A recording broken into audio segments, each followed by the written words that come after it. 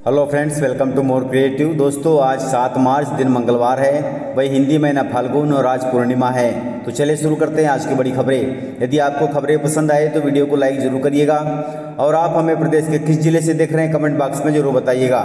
दोस्तों, फागुन का महीना चल रहा है और आज होली का दहन होगा। इस अवसर पर अलीराजपुर जिले में भगोरिया उत्सव में सीएम शिवराज सिंह चौहान शामिल हुए। इस अवसर पर सीएम शिवराज सिंह चौहान ने बड़ी घोषणा करते हुए कहा कि अब से भगोरिया लोक उत्सव राजकीय पर्व और सांस्कृतिक धरोहर के रूप में मनाया जाएगा। दोस्तों, आप सभी को होली का दहन की ढेर सारी शुभकामनाएं। दोस्तों, स्कूल शिक्षा विभाग का फैसला है कि कक्षा 5वीं और 8वीं के दिव्यांग विद्यार्थियों को परीक्षा शुल्क में छूट दिया जाएगा। आप सभी को बता दें कि बरसों बाद कक्षा 5वीं और 8वीं की बोर्ड परीक्षाएं करवाई जा रही हैं। 10 दिन पहले राज्य शिक्षा केंद्र ने परीक्षा का शेड्यूल भी जारी कर दिया है। फिलहाल विद्यार्थियों से परीक्षा फॉर्म भरवाए जा रहे हैं। इसमें दिव्यांग छात्र छात्राओं को विशेष सुविधा दी जा रही है। दिव्यांगता श्रेणी के आधार पर दिव्यांग विद्यार्थियों की परीक्षा फीस माफ की गई है। यह व्यवस्था निजी स्कूलों में पढ़ने वाले विद्यार्थियों को भी मिलेगी। दोस्तों, अधिकारियों के मुताबिक कक्षा 5वीं का 50 रुपये और कक्षा 8वीं का 100 रुपये शुल्क निर्धारित किया गया है। वहीं कक्षा 5वीं और 8वीं की परीक्षाएं 25 मार्च से शुरू होंगी, जो अप्रैल तक चलेंगी। लेकिन आपको मालूम होना चाहिए कि दिव्यांग विद्यार्थियों की परीक्षा शुल्क माफ कर दी गई है। दोस्तों, सार्वजनिक वितरण प्रणाली एवं रबी उपार्जन की तैयारी की होगी अब संभागीय स्तर पर समीक्षा। दोस्तों, रबी फसलों की समर्थन मूल्य पर खरीदी की जाना है। इसके लिए प्रदेश में खरीदी के लिए पंजीकरण फरवरी माह से शुरू कर दिए गए हैं। किसान घर बैठे या सहकारी संस्थाओं के माध्यम से पंजीयन करवा सकते हैं। वहीं पंजीयन के साथ खरीदी और भंडारण की तैयारियां भी शुरू हो चुकी हैं। दोस्तों, संभागीय स्तर पर समीक्षा बैठक में संभाग में किए जाने वाले सार्वजनिक वितरण प्रणाली के अनाज की समीक्षा भी की जाएगी। वहीं कम आय वाले लोगों को सरकार द्वारा निःशुल्क अनाज उपलब्ध भी कराया जाता है, इसके बारे में भी समीक्षा की जाएगी। ऐसे में आगामी समय में संभाग में वितरण होने वाले अनाज और भंडारण की समीक्षा भी की जाएगी, ताकि जरूरत के हिसाब से नया अनाज गोदाम में जमा किया जा सके। दोस्तों, बड़े काम की खबर है। वास्तु शास्त्र के अनुसार घर के आसपास कभी न लगाएं ये पेड़, अन्यथा आर्थिक तंगी के शिकार हो जाएंगे आप। दोस्तों, पीपल के पेड़ के बारे में बताया गया है कि पीपल का पेड़ सनातन धर्म में बहुत शुभ माना जाता है। इसे घर के पास लगाना लेकिन अशुभ माना जाता है। कहा जाता है कि जहाँ तक पीपल की छाया पहुँचती है वहाँ तक यह विनाश करता है। इसे अपने घर के आसपास लगाने से बचना चाहिए।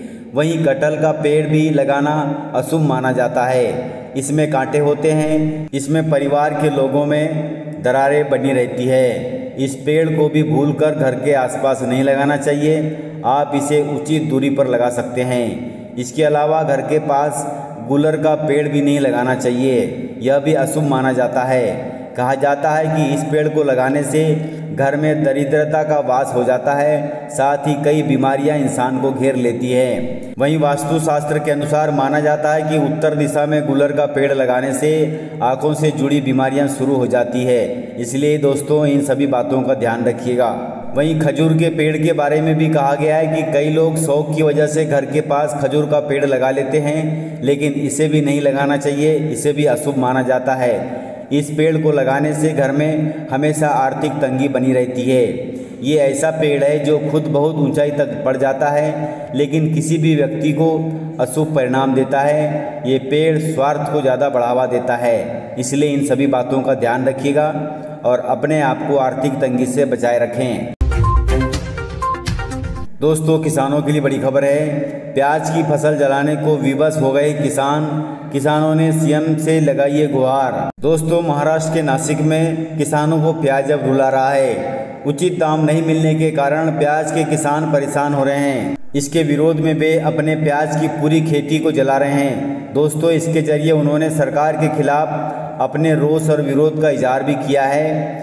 प्याज किसानों की समस्याओं पर बात करते हुए एक किसान ने बताया कि प्याज लगाने का अब तक खर्च मुझे करीब 1.25 लाख रुपए आ चुका है। इस प्याज को बेचने के लिए अर्थात मार्केट ले जाने के लिए 30,000 रुपये का खर्च और आएगा, लेकिन प्याज की कीमत अभी मार्केट में 2 रुपये किलो है।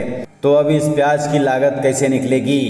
ऐसे में उन्होंने महाराष्ट्र के सीएम से गुहार लगाई है कि समर्थन मूल्य तय करके किसानों की मदद करे सरकार। दोस्तों, होली से पहले सीएम ने दिया किसानों को बड़ा तोहफा। दोस्तों, यूपी के मुख्यमंत्री योगी आदित्यनाथ जी ने होली से पहले किसानों को बड़ा तोहफा दिया है। तोहफे के तहत गन्ना किसानों के बैंक खातों में बकाया मूल्य के 2 लाख करोड़ रुपए ट्रांसफर कर दिए। इसके साथ ही उन्होंने कहा कि उनकी सरकार ने गन्ना किसानों को दलालों के चंगुल से छुटकारा दिलाया है और पिछले 6 सालों के उनके शासनकाल में राज्य में एक भी किसान ने खुदकुशी नहीं की है। इस प्रकार किसानों के लिए बहुत ही अच्छा शासनकाल है। उन्होंने कहा कि हमने हमेशा गन्ना मूल्य का भुगतान किसानों को किया है और समय पर धान तथा गेहूं की खरीदी भी की है। इस वजह से किसानों ने आज तक आत्महत्या नहीं की और न ही आत्महत्या करने की नौबत आई। दोस्तों, कर्ज माफी को लेकर पूर्व सीएम कमलनाथ जी ने सीएम शिवराज सिंह चौहान से किया बड़ा सवाल। कमलनाथ जी ने सीएम शिवराज सिंह चौहान से सवाल करते हुए किसानों का मुद्दा उठाया है। उन्होंने ट्वीट करते हुए पूछा कि शिवराज जी, आपने बीजेपी के 2008 के घोषणा पत्र में किसानों का 50,000 रुपये तक का कर्ज माफ करने की घोषणा की थी। इस घोषणा को आज तक 15 वर्ष हो गए हैं, लेकिन आज तक आपने किसानों का कर्जा माफ नहीं किया। उल्टा मेरी सरकार में किसानों की कर्ज माफ़ी की शुरुआत की गई थी, उसे भी आपने बंद करवा दिया। अन्नदाता किसान अधिकार छीनने का पाप आप क्यों कर रहे हैं, इसका मुझे जवाब चाहिए। इस प्रकार कमलनाथ जी ने सीएम शिवराज सिंह चौहान से जवाब मांगा है। दोस्तों, मध्य प्रदेश के किसानों के लिए महत्वपूर्ण खबर है। चना, सरसों और मसूर के पंजीयन की लास्ट डेट नज़दीक आ गई है। जल्दी से आप पंजीयन करा लें। दोस्तों, जिन किसानों ने समर्थन मूल्य पर चना, सरसों और मसूर फसल की खरीदी के लिए पंजीयन नहीं कराया है, वे जल्द से जल्द पोर्टल पर जाकर पंजीयन करवा लें, क्योंकि पंजीयन की आखिरी तारीख 10 मार्च रखी गई है। दोस्तों, इसके बाद रजिस्ट्रेशन बंद कर दिए जाएंगे। वहीं केंद्र सरकार की प्राइस सपोर्ट स्कीम में रबी फसलों के उपार्जन के लिए आवश्यक निर्देश भी जारी कर दिए गए हैं। इसके तहत चने का समर्थन मूल्य 5,335 रुपये रखा गया है। वहीं सरसों का समर्थन मूल्य 5,450 रुपये। इसके अलावा मसूर का समर्थन मूल्य 6,000 रुपये प्रति क्विंटल रखा गया है। दोस्तों, समर्थन मूल्य पर मसूर का उपार्जन प्रदेश के 37 जिलों में होगा। वे जिले हैं राजगढ़, सतना, डिंडोरी, विदिशा, सागर, रीवा, नरसिंहपुर, दतिया, रायसेन, पन्ना, दमोह। इसके अलावा मंडला, जबलपुर, शाजापुर, अनूपपुर, सिवनी, अशोकनगर, कटनी, मंदसौर, आगर, सीधी, सिंगरौली, सीहोर, छतरपुर, उमरिया, शिवपुरी, शहडोल, होशंगाबाद, भिंड, उज्जैन, छिंदवाड़ा, टीकमगढ़, रतलाम, बैतूल, नीमच, हरदा और धार में किया जाएगा। वहीं सरसों का समर्थन मूल्य प्रदेश के 39 जिलों में होगा, जो हैं भिंड, मुरैना, शिवपुरी, मंदसौर, श्योपुर कला, ग्वालियर, बालाघाट, टीकमगढ़, छतरपुर, नीमच, डिंडोरी, मंडला, दतिया, रीवा, सिंगरौली, आगर, गुना, पन्ना, रतलाम, सतना, अशोकनगर, शहडोल, विदिशा, राजगढ़, सिवनी, अनूपपुर, सीधी, जबलपुर, शाजापुर, कटनी, उज्जैन, उमरिया, रायसेन, सागर, होशंगाबाद, दमोह, छिंदवाड़ा, बैतूल और हरदा। इसलिए ध्यान रखिएगा और 10 मार्च तक अपना पंजीयन करवा लें। दोस्तों, प्रदेश के अधिकांश जिलों में ओलावृष्टि हुई है। ओलावृष्टि से फसलें को बहुत नुकसान हुआ है। ओलावृष्टि के कारण कश्मीर जैसे नज़ारा हो गया है प्रदेश के कई जिलों का। दोस्तों, वहीं ओलावृष्टि से खेतों में खड़ी फसल भी भिज गई।